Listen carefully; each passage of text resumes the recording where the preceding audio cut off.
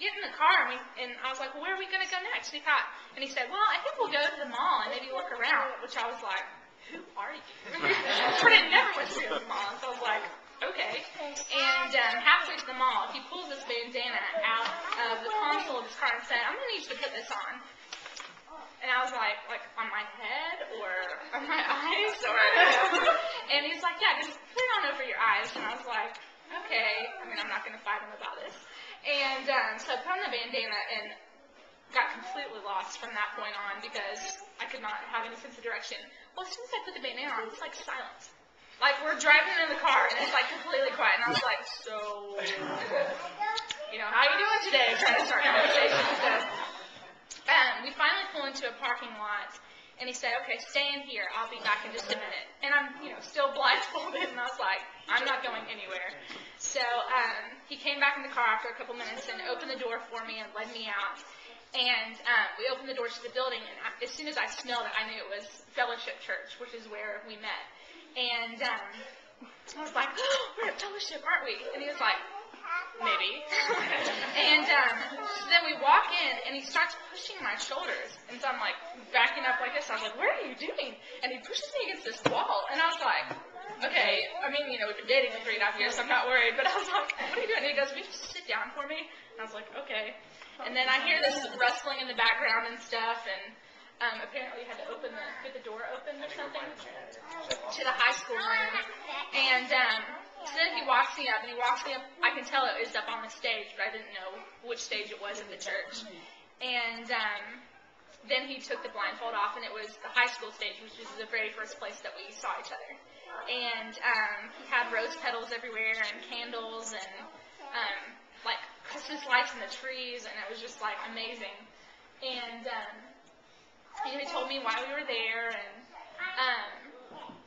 told me that he wanted to play a song for me. And like when I envisioned myself getting engaged all throughout my life, I envisioned my face being like, oh, I love you, and just like, okay, I was like the kind of crying where your face is like contorted, and it's just like, it's like freaking out, and I'm like hyperventilating almost, and I'm like, I'm not pretty, and he's just singing, and I felt so ridiculous, but it was just amazing. And then, is that a song you wrote for him? Yeah, he played 2 songs that he had written for me, and then he came over and got down on one knee, and I'm sitting on a bar stool, and of course still like crying, and he was just like, she knelt down, she's like, I'm like lowering with him, and all I remember is all I heard was wife. I'm sorry, I don't remember. Okay, yes. And so I put the ring on, and he had his iPod connected to the sound system, and like this music started like playing, and we hadn't kissed each other in a little over 5 months because we had separated for the summer, and so that was our first kiss, and it was just amazing.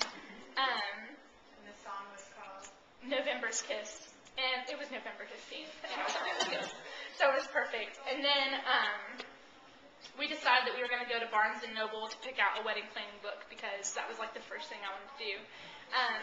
And we were just hanging out there, and I thought, this has been an incredible day, and was just perfectly content. And I thought, oh my gosh, I have to call my mom and my sister. So I'm calling them, no one is answering their phone. Like, not my stepdad, not my mom, not my sister, and I'm like, I can't believe this.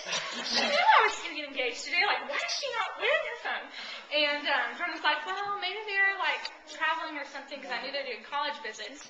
And so we get to the house, and I saw Bob and Papa's car, and I was like, oh, that's so funny. He said, yeah, they're coming over for dinner. And so I walked up onto the deck, and Papa's real, and I'm like talking with him.